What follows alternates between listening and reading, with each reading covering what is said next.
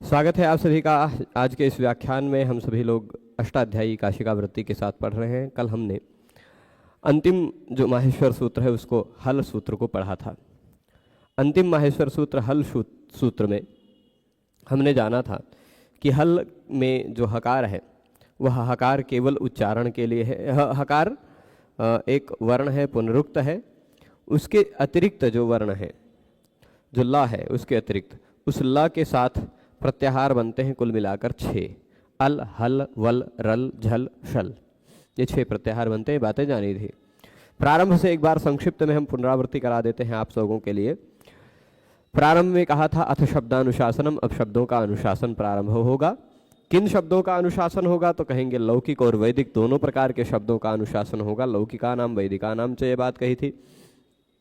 अच्छा, ये अनुशासन होगा तो पर कैसे होगा? कथम अनुशासनम, तो कह रहे कैसे होगा तो कह रहे प्रकृत्यादि विभाग कल्पनया, प्रकृति इत्यादि विभाग की कल्पना से सामान्य विशेषवता लक्षणेन वा, सामान्य लक्षण या विशेष लक्षण, सामान्यवता विशेषवता लक्षणेन, दोनों तरह से में से किसी तरह से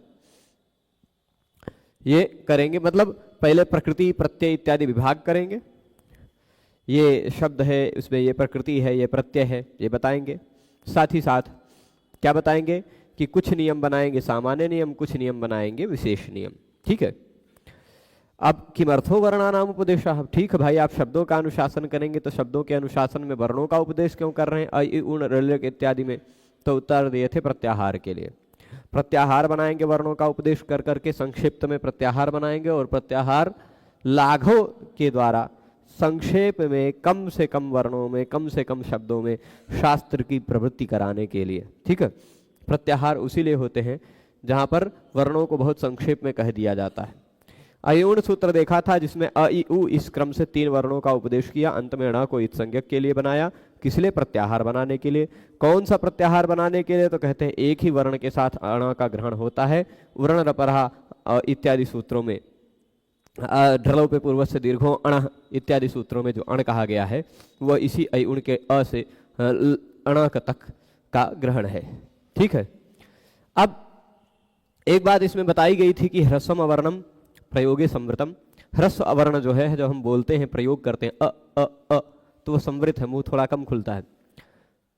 परंतु शास्त्र में उसको और दीर्घ प्लुत जो है, ह्रस्व अवर्ण प्रयोग में संवृत है, पर दीर्घ और प्लुत जो अवर्ण है वो विवृत है। तब जब दोनों अलग अलग हैं, ह्रस्व अवर्ण संवृत, दीर्घ और प्लुत विवृत, तो ये दोनों एक दूसरे के सवर्ण कैसे होंगे? तीनों, है ना। जब सवर्ण नहीं हो पाएंगे तो कह रहे हैं तेषाम सावर्ण प्रसिद्ध्यर्थम, उन तीनों वर्ण वो तीनों ह्रस्व दीर्घ प्लुत एक दूसरे के सवर्ण है ऐसा प्रसिद्ध करने के लिए यह सकार अकारः इह शास्त्रे विवृतः प्रतिज्ञायते, आकार जो है वह इस शास्त्र में विवृत है ऐसा प्रतिज्ञा कर ली जाती है। कि अ कैसा है तो कहेंगे विवृत है। अच्छा, कैसे पता चला? ठीक है भाई, विवृत ही है। पूरे व्याकरण शास्त्र में अविवृत ही है, लेकिन अंतिम सूत्र अ जो था उसने शास्त्र के अंत में संवृत कर डाला। तो व्याकरण का अंतिम सूत्र कह दिया कि असंवृत है। उससे पहले के सारे सूत्रों ने कहा था, सारे सूत्रों की दृष्टि में विवृत था। ठीक है। अयूण का जो अ है वह विवृत है, लेकिन शास्त्र के अंतिम सूत्र ने संवृत कर डाला, जो और किसी को नहीं पता है लेकिन हम लोगों को तो पता है। व्याकरण के अंतिम सूत्र जो काम कहेगा वह व्याकरण के पहले के सूत्रों को पता नहीं चलेगा, पर हम लोगों को तो पता चलेगा ही, है ना। अब इसके बाद ऋलिक सूत्र में केवल लृ का प्रश्न उठाया था, है यहाँ अकारो विष्णुरुद्दिष्ट अह कृष्ण शंकरो ब्रह्मा शक्र सोमो नीलो नलः सूर्य प्राणो यमः कालो वसंतः प्रणव सुखी इत्यादि बात अ इ ई उ इत्यादि में हमने बताया था पूरा। ऋलिक सूत्र में दिखाया था रि और लि इन दोनों वर्णों का उपदेश करते हैं ऋलिक में। ठीक है। और पूर्वांश अंते ककारमितम करोति प्रत्याहारार्थम, पूर्व में रि और लि इन दोनों वर्णों का उपदेश किया और अंत में क को इत संज्ञक वर्ण के रूप में रखा। अंते ककारमितम करोति, क को इत संज्ञक वर्ण के रूप में रखा। क्यों? तो कह रहे हैं प्रत्याहारार्थम, प्रत्याहार के लिए उस का ग्रहण होता है 3 वर्णों के साथ। अकस्त वर्ण दीर्घा में अ के साथ ग्रहण दिखाई पड़ रहा है, इको गुण वृद्धि में ई के साथ ग्रहण दिखाई पड़ रहा है, इक और उगितश्च में ऊ के साथ उक बन गया, अक इक उक, ये 3 प्रत्याहार ऋलिक के का से बनते हैं। ठीक है, तो कुल मिलाकर 4 प्रत्याहार भी हमने अब तक जाना। अब ये सारी बातें बताई थी। हाँ देखिए, लकार जो है ना, ऋलिक में वह लृ क्यों है, तो उसके कई प्रयोजन बताते हैं। मुख्य रूप से आकार इत्यादि जितने भी वर्ण हैं, अकारादयो वर्णाः प्रचुर प्रयोग विषयाः, आकार इत्यादि जितने भी वर्ण हैं उनका बहुत प्रयोग होता है। प्रचुर प्रयोग विषयाः, प्रचुर प्रयोग के वो विषय हैं, लेकिन उनका सुज्ञान उपदेश में प्रयोजन है, क्योंकि उनका अच्छी तरह से ज्ञान हो जाए इसलिए उपदेश किया गया। परंतु लकार जो है वह क्लिप धातु में ही केवल मिलता है और कहीं मिलता ही नहीं है ना। और क्लिप में पूर्वत सिद्धम, इससे लत्व असिद्ध है, तो केवल री कहने से ही काम चल जाता, लृ कहने की आवश्यकता नहीं थी। ये बात उठाया था प्रश्न, पर लृ क्यों होना चाहिए, उसके कई प्रयोजन बताए थे। कौन कौन से बताए थे? एक लत्व विधानाद्यानि पराणि अचिकार्याणि, लत्व विधान इत्यादि जो होते हैं री को र को ल कर देते हैं, वो सब लृ के परे रहने पर भी, लृ के स्थान पर भी वो सारे कार्य हो सके, इसलिए। कौन कौन से वो कार्य हैं, तो वो कार्य बताते हैं कि अच्छा, कुमारी ऋतक कुमारी लृतक वाली बात आई थी। किसी कुमारी ने ऋतक बोलने की जगह पर लृतक बोल डाला, तो हम क्या कहेंगे? कुमारी लृतक इति आह, कुमारी ने लृतक कह डाला। अब कुमारी के ई के बाद लृतक का लृ दिखाई पड़ रहा है, तो यहाँ पर संधि हो सकती है। ये बातें भी इसमें ऋलिक सूत्र में आई थी, है ना। अब इसके बाद कुमारी लृतक संधि हो पा सके तो कृपोरोलह और प्लुत और फिर उसके बाद स्वरित, ये 3 कार्य होने के लिए ऋलिक सूत्र में लृ का ग्रहण है। ठीक है, एओंग सूत्र में बताया था ए ओ, इन दोनों वर्णों का उपदेश किया गया और अंत में ग को इत्संज्ञक के रूप में रखा। किस लिए? प्रत्याहार के लिए। उसका ग्रहण केवल एक सूत्र से होता है, एंगी पर रूपम, एक जगह ही केवल ग्रहण होता है। ठीक है, एंगी पर रूपम में एंग एक ही प्रत्याहार बनता है ग के साथ। फिर इसके बाद आई औ सूत्र में देखा था आई औ, ये दोनों वर्णों का उपदेश किया है और पूर्व के भी 7 वर्णों का उपदेश किया ही है। अंत में चकार का इत संज्ञक रखते हैं, चकारम इतम करोति, चकार को इत संज्ञक के वर्ण के रूप में रखा है। किस लिए? प्रत्याहारार्थम, प्रत्याहार के लिए। उस प्रत्याहार का ग्रहण होता है 4 वर्णों के साथ, उस च का ग्रहण होता है 4 वर्णों के साथ, 4 प्रत्याहार बनाने के लिए। तो अच में आ के साथ, अच्छा परस्मिन पूर्वविधौ में अकार के साथ, इच एकाचोम प्रत्ययवच्च इसमें इकार के साथ, एचो यवायावः इस सूत्र में एकार के साथ, और वृद्धिरादैच इस सूत्र में ऐकार के साथ, है ना। ऐच बनाया। तो अब देखिए, प्रत्याहारेण बंधानाम कथमच ग्रहणेषु न आचाराद प्रधानत्वाल लोपस्य बलवत्तरः। प्रत्याहार में जो अनुबंध है ए उ ऋ इत्यादि, इन सबका ग्रहण मतलब अनुबंध है कौन कौन से? इत्संज्ञक वर्ण है, अयुण कर्ण ऋ का एवं का ङ अयोच का छ, इन सबका ग्रहण क्यों नहीं होता आज ग्रहण में? तो यदि ग्रहण करने लग जाएंगे तो बहुत सारी कार्य हो जाएंगी, बहुत सारी समस्याएं आएंगी। पाणिनि जी ने अपने आचरण में बहुत सारे सूत्र ऐसे लिखे हैं। आर्थ धातु के कहा है, उ के बाद क कहा है, यदि वह क को भी स्वरवर्ण में ग्रहण करते तो इको एणचि से वहां भी संधि होने लग जाती है। ऐसे पाणिनि जी के आचार से पता चलता है। और वह अयुण में ण, ऋलिक में क, एओंग में ग, अयोच में छ, ये 4 वर्ण अप्रधान है इस कारण से भी, और उन सबका लोप भी हो जाया करता है, लोपश्च बलवत्तरः, ये भी बात कही थी। तो वर्ण में, अच्छा वर्ण में वर्णों का एक देश वाली भी बात आई थी। ए ओ ऐ औ में जैसे री में र का भी अंश दिखाई पड़ता है, लृ में ला का भी अंश प्रतीत होता है। कुछ लोगों को ए ओ ऐ औ में अ ई अ उ इन सब का वर्ण का अंश दिखाई पड़ता है, तो वो कहते हैं नहीं, वहां पर 2 पक्ष उठाते हैं। क्या हम री को र की तरह मान सकते हैं? क्या हम लृ को ल की तरह मान सकते हैं? क्या हम ए ओ को अ ई इत्यादि की तरह मान सकते हैं? तो कहते हैं कि हाँ, कुछ स्थितियों में माना जा सकता है, कुछ स्थितियों में नहीं माना जा सकता। वो स्थितियां कौन कौन सी है इसकी चर्चा की थी। कौन कौन सी? तो कह रहे हैं नुड विधि लादेश विनामेशु ऋकारे प्रतिविधातव्यम। नुड विधान करना हो, लादेश करना हो, या विनाम यानी मूर्धन्य आदेश करना हो, इन तीनों स्थानों पर क्या होता है? री जो है ना, उसको र की तरह मान लिया जाएगा, री को र की तरह मान लिया जाएगा, उसका अंश मान लिया जाएगा। तो जैसे आनृधतु आनृधु, री को र की तरह माना गया तभी हो पाया। और क्लिप्त शिखा में री को र की तरह माना गया तभी कृपो रोला लग पाया, तो री को लरी हो पाया, है ना। और विनामी में उदाहरण देते हैं कर्तृनाम इत्यादि, मूर्धन्य आदेश नाम के ना को ना हो पाना है। ये सारा काम तभी हो पाएगा जब री को र की तरह माना जाए। तो इसके बाद और हैवर्ड सूत्र में देखा था ह या व र इन 4 वर्णों का उपदेश करने के बाद अंत में ट को इत्संज्ञक वर्ण के रूप में रख रहे हैं। किस लिए रख रहे हैं ट को इत्संज्ञक वर्ण के रूप में? प्रत्याहार के लिए। उससे कितना प्रत्याहार बनता है? तो बताते हैं केवल एक प्रत्याहार बनता है, जो कि सचोटी में अट कहा गया है, अट कुप्पांगनुम व्यवायपी में अट कहा गया है इत्यादि, आतोटी नित्यम में भी अट कहा गया है, वही अट। ठीक है। अब यहाँ प्रश्न उठाया था हैवर्ड सूत्र में कि यह जो रेफ है र, वह र यकार के बाद में लगाया गया है, और यकार के बाद लगाया गया है इसलिए यर ग्रहण और ये ग्रहण में सरनयति प्रातर्नयति, यहाँ पर यरोनुनासिक अनुनासिको वा से अनुनासिक होने लग जाता है। जो ये है रेफ, यह रेफ यर प्रत्याहार में भी आ जाता है और यह प्रत्याहार में भी आ जाता है, उसकी आवश्यकता नहीं है, ऐसा कहना चाह रहे थे। यहाँ स्वरनयति प्रातर्नयति में स्वर के र को अनुनासिक होने लगता, प्रातर के र को भी अनुनासिक होने लगता, यरोनुनासिक अनुनासिक हुआ से, पर वो नहीं हो पाता क्योंकि र का कोनो अनुनासिक स्वर्ण है ये नहीं, है ना, नहीं हो पाता है। तो इसलिए र को पहले ही रख देते, कोई दिक्कत नहीं थी, यर और ये में उसका ग्रहण न करवाते तो भी कोई दिक्कत नहीं थी, ये बात उठाते हैं। ठीक है।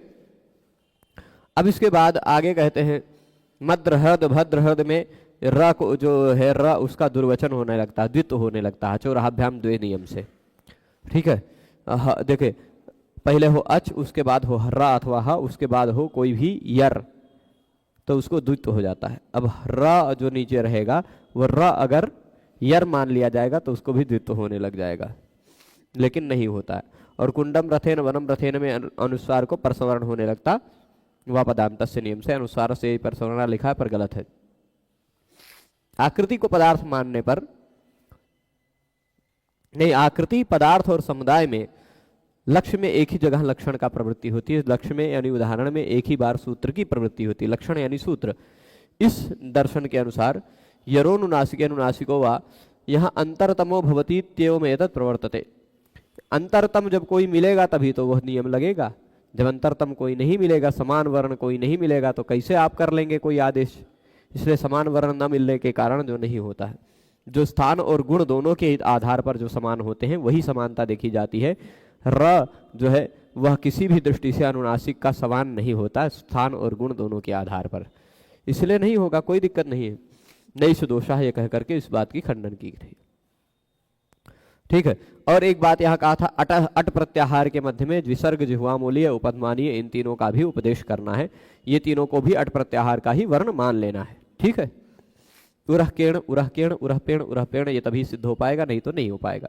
अट में नहीं मानेंगे तो अट कुप्पांगनुम व्यवायपी से णत्व नहीं हो पाएगा, नियम ना कोणा नहीं हो पाएगा। फिर उसके बाद यहाँ ये पूर्व पक्ष उत्तर पक्ष ये सारी बातें संस्कृत में हमने पढ़ी है। लण सूत्र में देखा था, ल इसे एकमात्र वर्ण का उपदेश लण सूत्र में है, जिसमें उसके बाद अणा के संज्ञक वर्ण के रूप में रखते हैं, किस लिए? प्रत्याहार के लिए।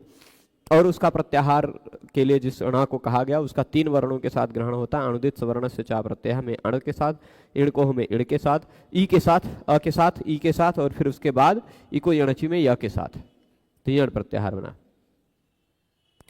तो इस तरह से अब अण इण में संदेह हो सकता है, इसलिए कह रहे हैं इण ग्रहणानी सर्वाणी परेण रकारेण। इण का जहां भी ग्रहण किया जाएगा वह पर अणा के साथ, लण के अणा के साथ कहा जाएगा, और अण कहा जाएगा तो वह सभी हमेशा पूर्व के अणा के साथ यानी अयुण के अणा के साथ कहा जाएगा।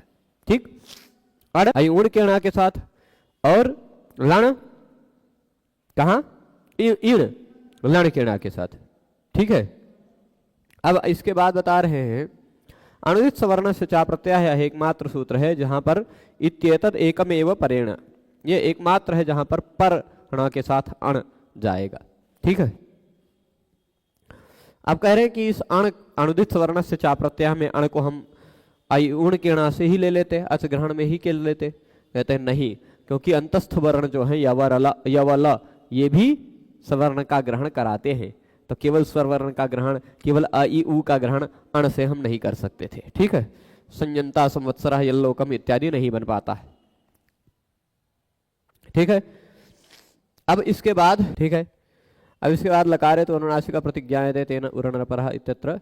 हाँ, ल में जो अ है, जो हैवरट इत्यादि में जो अ है, हकार इत्यादि में अ है, वो उच्चारण के लिए है ना, अनुबंध नहीं है, संज्ञक नहीं है। परंतु लण में ल के बाद जो अ है वह किस लिए है? अनुनासिक है, ऐसी प्रतिज्ञा कर ली जाती है। नारायण नारायण। जुकाम फिर यात्रा के कारण परेशान करने लगा। चलिए, तो कह रहे हैं लकार में अनुनासिक है ऐसा प्रतिज्ञा कर ली जाती है। अब वर्ण रपरा में तभी अण रपर हो पाएगा, र प्रत्याहार तभी बन पाएगा, है ना। मैंने इसको समझाया था, हैवरट के र से लेकर लण के अ तक एक र प्रत्याहार बन जाता है, जिससे र और ल दोनों वर्णों का ग्रहण हो जाता है। ये बात बताई थी ना। तो इसलिए उरण रपर में प्रत्याहार ग्रहणात् लपरत्वम अपि भवति, लपर भी हो सकता है, नहीं तो नहीं हो सकता था। अब फिर इसके बाद यमगणनम सूत्र देखेंगे। यमगणनम में यमगणन इत्येतान वर्णान उपदिश्य, यमगणन इन 5 वर्णों का उपदेश किया है, और पूर्वांश पूर्व के वर्णों का भी उपदेश किया है। अंते मकारमितम करोति, अंत में म को इत्संज्ञक वर्ण के रूप में रखते हैं। क्यों रखते हैं? प्रत्याहारार्थम, प्रत्याहार के लिए। क्यों? अच्छा, उस म का ग्रहण कितने के साथ होता है? तो कहते हैं 3 वर्णों के साथ ग्रहण होता है। तस्य ग्रहणम भवति त्रिभिः। 3 कौन कौन से? एक पुमा खय्यम परे में अम आ के साथ, हलो यमाम यमिलोपा में या के साथ, और गमो ह्रस्वाद चिगमुण नित्यम में ग के साथ। ठीक है, ये 3 के साथ यमगणनम के मां का प्रत्याहार बनाया जाता है। अब कुछ लोगों का मत है कि सभी ये प्रत्याहार जो है, अम है, गम है, यम है, इसको या के साथ ग्रहण कर लीजिए। अय प्रत्याहार बनाइए, ये प्रत्याहार बनाइए, और नए प्रत्याहार बनाइए, मां के साथ मत बनाइए। तो क्यों? तो कहते हैं मकार अनुबंध की आवश्यकता नहीं है। यदि ऐसा करेंगे तो गमो हर्षवाद चिगमुण नित्यम में झ और भ की आवश्यकता नहीं है। झूठ भूट भी आगम होने लग जाता है ना। झभय का भी ग्रहण होने लग जाता, झ भ का भी, गम में झ भ का भी ग्रहण होता। ये बात कह रहे हैं। फिर उसके बाद झभय सूत्र हमने देखा था। झभय में झ और भ इन दोनों वर्णों का उपदेश ही आ गया है, 2 वर्ण, 2, और फिर अंत में या को इत्संज्ञक वर्ण के रूप में रखा है। अच्छा, जब 5वां वर्ण यमगणनम में सभी वर्गों का 5वां वर्ण रख दिया तो झभ घटधस एक सूत्र बना देना था। झभई अलग सूत्र क्यों बनाया? क्योंकि कुछ कुछ प्रत्याहार ऐसे हैं जहां पर केवल झ और भा का ही ग्रहण करना है, घ और ढ का ग्रहण नहीं करना है। जैसे अय प्रत्याहार, यय प्रत्याहार है ना, वहां झ और भा का नहीं, ये अम इत्यादि प्रत्याहार जो है, अम गम इत्यादि में झ और भ का ग्रहण नहीं करना है। और कहीं कहीं झ और भ का ग्रहण करना है, पर घ ढ ध का ग्रहण नहीं करना है। अय यय इत्यादियों में, है ना। नहीं, यय खाली बनता है ना। हाँ, यय प्रत्याहार में या ये झ और भ का ग्रहण हो जाए, पर घ और ढ और ध का ग्रहण ना हो सके, इसलिए। ठीक है, झभय एक अलग सूत्र बनाया, उसका ग्रहण होता है एक के साथ, अतो दीर्घो यही, केवल एक ही प्रत्याहार बनता है, यही प्रत्याहार झभय के या के साथ। ठीक है। अब इसके बाद आगे देखिएगा, जब गर्दश सूत्र बनेगा। जब गर्दश ज ब ग ड द इत्येतान वर्णान उपदिश्य, ज ब ग ड द इन इतने वर्णों का उपदेश किया गया, और पूर्वांश पूर्व के वर्णों का भी। अंते शकारमितम करोति, अंत में श को इत्संज्ञक वर्ण के रूप में रख रहे हैं। क्यों? प्रत्याहारार्थम, प्रत्याहार बनाने के लिए। कौन कौन से प्रत्याहार बनाएंगे? तो तस्य ग्रहणम भवति त्रिभिः, 5 भी। कितने? श है ना जबगर्दश, तो उसका षड भी है। जबगर्दश के श का 6 प्रत्याहारों को बनाने के लिए ग्रहण होता है। ठीक है, तो अब षड भी, हाँ, तस्य ग्रहणम भवति षड भी। आगे क्या कह रहे हैं? भो भगो अघो पूर्वस्य योशी में यह अश के साथ, अ के साथ, हशिचा में ह के साथ, नेड वसी कृति में वा के साथ, झलाम जस झसी में ज और झ दोनों के साथ, और एकाचो बशो भस झसंत से सुधोह में ब के साथ। तो बस, जस, झस, वश, हश, अश, ये इतने प्रत्याहार बनते हैं। ठीक है, और ख फ छ ठ थ च ट तव सूत्र हमने फिर देखा था, ख फ छ ठ थ च ट तव, ठीक है। ये इतने प्रत्याहार इस सूत्र में वह है एक इत्संज्ञक वर्ण, बाकी कुछ वर्ण रखे हैं किस लिए, कुछ वर्णों का ग्रहण किया, उन कुछ वर्णों का ग्रहण करने के बाद उन कुछ वर्णों के साथ ही साथ क्या रखा, उन कुछ वर्णों के साथ फिर व को इत्संज्ञक के रूप में रखा।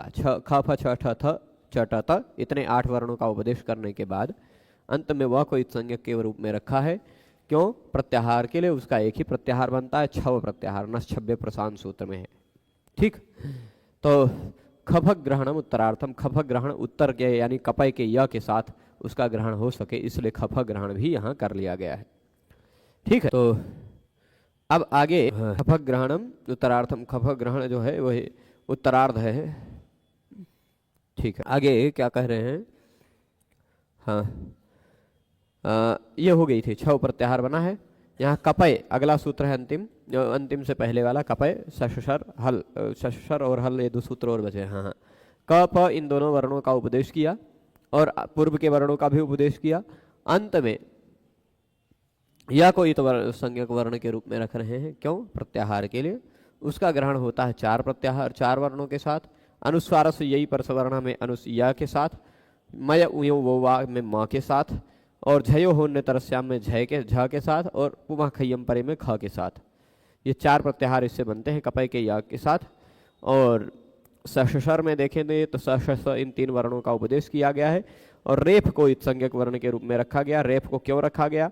यरो नुनासिके नुनासिकों में या के साथ उसका प्रत्याहार बन सके, झरो झरी सवर्ण में झ के साथ झर प्रत्याहार बन सके, खरी च में ख के साथ खर प्रत्याहार बन सके, और अभ्यास चर्च में च के साथ चर प्रत्याहार बन सके, और शर पूर्वाख्या में शर के श के साथ शर प्रत्याहार बन सके। इन 5 प्रत्याहारों को बनाने के लिए शर में र रेफ को इत्संज्ञक वर्ण के रूप में रखा है। अंतिम सूत्र देखा था हमने हल, ह इस एकमात्र वर्ण का उपदेश करने के बाद और पूर्वांश पूर्व के वर्णों का भी उपदेश करने के साथ साथ अंते लकारम इतम करोति, अंत में ल को इत्संज्ञक वर्ण के रूप में रख रहे हैं। ल को इत्संज्ञक वर्ण के रूप में रख रहे हैं, वो ल कौन है? तो अंत में जो ल है, ल को इत्संज्ञक वर्ण के रूप में रख रहे हैं वह है, हाँ हाँ, तो उसका 6 ग्रहण, 6 प्रत्याहारों के साथ उसका ग्रहण होता है। कौन कौन से है 6? एक है अल आ के साथ, हल हा के साथ, और वल वा के साथ, रल र के साथ, झल झ के साथ, और शल श के साथ। इतने 6 प्रत्याहार बनाते हैं। अब प्रश्न उठते हैं, यहाँ हल सूत्र में प्रश्न उठता है कि जो हा पहले भी कहा जा चुका था तो फिर से क्यों कहा गया? जब उसका प्रथम में पूर्व में ग्रहण हो ही चुका था तो पुनः दोबारा उसको कहने की क्या आवश्यकता पड़ गई? दोबारा नहीं कहते तो क्या दिक्कत हो जाती है ना, ये प्रश्न उठता है। तो इसका उत्तर देते हैं कि नहीं भाई, यदि नहीं कहते दोबारा तो ये वल प्रत्याहार में, रल प्रत्याहार में, झल प्रत्याहार में और शल प्रत्याहार में, इन चारों में ह नहीं आ पाता है ना। हल सूत्र नहीं होता तो इन चारों में नहीं आता। अल और हल में तो किसी तरह आ भी जाता, यद्यपि अल प्रत्याहार या हल प्रत्याहार अर और हर प्रत्याहार होता और उसमें ह आ रहा होता, पर ये वल रल झल शल नहीं होते, वर रर झर शर ऐसा प्रत्याहार होता जिसमें ह नहीं आ रहा होता है ना।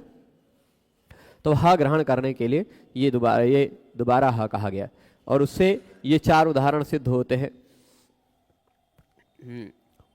रल में होने के कारण स्नेह इत्यादि धातुओं में स्नेहित्वा स्नेहित्वा इत्यादि सही रूप बन पाएंगे, विकल्प से हो जाता है कित। और शल में हा का ग्रहण होने के कारण लिह धातु से अलिक्षत, दुह धातु से अधुक्षत इत्यादि रूप बन पाते हैं। यदि शल में हा नहीं होता तो अलिक्षत इत्यादि रूप नहीं बनता, अलेहित इत्यादि कुछ रूप बनता। तो रुधिही स्वपिही में यदि हा का ग्रहण होता है वल में हा है तभी रुधिही स्वपिही बन पाता है, नहीं तो रुद्धि स्वपी ऐसा कुछ बनता, इट आगम नहीं हो पाता। और अदागधाम में स का लोप नहीं हो पाता, अदाह स्ताम ऐसा कुछ रूप बनता, अदाघ स्ताम ऐसा कुछ या अलग विचित्र ढंग का कुछ रूप बनता। इसलिए झल के ग्रहण में हा का भी ग्रहण आवश्यक है, ठीक है। अब यदि ऐसी बात है तो हैवरट में क्यों जरूरत है हा की? तो उसका भी महान ही सह देवा हसंती हसी और फिर उसके बाद हसी चस में हकार का ग्रहण हो जाए, ब्राह्मणों हसति देवो हसति इत्यादि उदाहरण दिया है। एक और लिली हिड्वे भी उदाहरण दिया है, जिसको आप वहां पर जाकर अष्टाध्यायी शंका समाधान नाम की प्लेलिस्ट में जाकर के जिस विषय को देख सकते हैं। अंतिम बात बताई थी एकस्मान वटाह, एक वर्ण के साथ वट इतने वर्णों का ग्रहण होता है। ठीक, एक वर्ण के साथ इतने वर्णों को मिला करके प्रत्याहार एक एक प्रत्याहार बनता है। ङ के साथ एंग, या के साथ यय, अणा के साथ अण, आयुण के अणा के साथ, वा के साथ छव, ट के साथ अट, और द्वाभ्याम श, श के साथ दो प्रत्याहार बनते हैं। कौन कौन से? झश है ना, एकाचो बशो भस झसंत से धोह, और फिर उसके बाद कौन सा बनता है? द्वाभ्याम शह, शह जो दो के साथ बनता है। दो दूसरा भी ई उ रि ए ओ ऐ औ ह य व र ल य म ग ण न इत्यादि बनते हैं। ठीक है, चलेगा। तीन के साथ क ण म को मिला करके बनते। अभी थोड़ा सा जुकाम के चलते नहीं जल्दी स्फूर्त होके आता है। क ण म ये तीन वर्णों के साथ इनका प्रत्याहार बनता है। ऋलिक के री के साथ, ऋलिक के क अ ई उ इन तीनों के साथ अक इक उक प्रत्याहार बनाता है। ण लन का ण, इण, और फिर उसके बाद यण, और फिर उसके बाद एक बनाता है इण अण, अण भी बनाता है। अण इण यण, ये तीन प्रत्याहार बनता है। म के साथ भी, यम गणनम के म के साथ भी तीन प्रत्याहार बनता है। अम, यम और गम, है ना, ये तीन प्रत्याहार उसके साथ भी बने हैं। गेयो चयो चतुर्भ्या, च और या चार के साथ बनते हैं। च का अच, इच, एच, ऐच, या के साथ भी चार बनता है। हाँ, या खय इत्यादि चार प्रत्याहार बनते हैं। रह पंचभ्या, रेफ के साथ पांच प्रत्याहार बनते हैं। जुकाम फिर से प्रभावशाली होने लगा, अभी 1 घंटे पहले तक नहीं था। रह पंचभ्या, र जो है वो 5 वर्णों के साथ, सशर का र 5 प्रत्याहार बनाता है ना, खर, शर, यर इत्यादि। और श और ल, जब गर्दश का श और हल का ल, ये 6 प्रत्याहार बनाते हैं। कुल मिलाकर इस तरह जोड़ने पर 41 प्रत्याहार हो गया। र प्रत्याहार को मिलाइए तो 42 हो जाएगा। ये सारी बातें हमने कल जानी थी। और इसको याद करने के लिए यदि आपके पास हरे कलर की एक अष्टाध्यायी हो तो एक श्लोक और होगा, उसमें दिया होगा, मैं लिख देता हूं। इसको थोड़ा सा बड़ा करता हूं जिससे यहां जगह मिल जाए। एकम त्रीणि पुनश्चैकम चत्वार्यकम, ऐसा कहीं मिलेगा श्लोक? देखिएगा, हाँ यहाँ देखिएगा, ये श्लोक भी याद रख सकते हैं। एकम त्रीणि पुनश्चैकम चत्वार्यकम, कहाँ तक पहुंच गए? अयुण का ण से एक प्रत्याहार बनता है। ऋलिक के क से 3 प्रत्याहार बनता है। ए ओंग के ङ से 1 प्रत्याहार बनता है। ठीक है, और औच के च से, औच के च से कितने प्रत्याहार बनते हैं? 4, और फिर हैवरट के ट से 1 ही प्रत्याहार बनता है। अब लण के हणा से फिर से 3 प्रत्याहार बनते हैं। चत्वार्येकम त्रयं चतुः, शायद त्रयम त्रयम है ना, चत्वार्येकम त्रयम, 1 मिनट, लण के बाद यमगणनम म के साथ, हाँ ऐसा भी इसलिए चतुः भी मिलता है। श्लोक में त्रयम त्रयम है कि त्रयम चतुः है, देख लीजिए। त्रयम त्रयम, 2 बार त्रयम है, मुझे चतुः ध्यान में आ रहा था। हाँ, वो चतुः उणादि वाला मिलाने के कारण चतुः हो जाता है, चलेगा। फिर भी त्रयम त्रयम, मुझे दिखाइएगा श्लोक, क्योंकि एकम त्रीणि पुनश्चैकम चत्वार्येकम त्रयम त्रयम एकम द्वे षट् तथैवैकम, है ना। चतुः पंच षडे, चतुः पंच, पंच पंच षडे, वही सभी हमने समझ। चलिए ठीक है, फिर क्या कहा?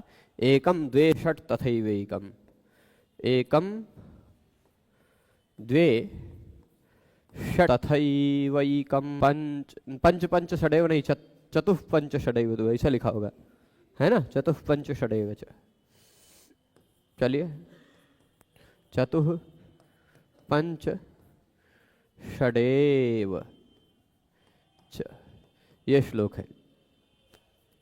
अब इससे पता चला कि अयुण के अयुण के ण के साथ एक प्रत्याहार केवल बन सकता है, ऋलिक के क से 3 प्रत्याहार बनाया है, एवं के ग से केवल फिर से एक ही प्रत्याहार बना है, अयोज के च से 4 प्रत्याहार बना है, लण के ण से एक ही प्रत्याहार बना है, नहीं हैवरट के टा से, हैवरट के टा से एक ही प्रत्याहार बना है, लण के ण से 3 प्रत्याहार बना है ना, और लण के ण से 3 ही प्रत्याहार बना है ना। यमगणनम के म से 3 है, एक विकल्प और भी मिलता है चतुः, या तो 4 भी मानते हैं, ठीक है। वो कौन सा है?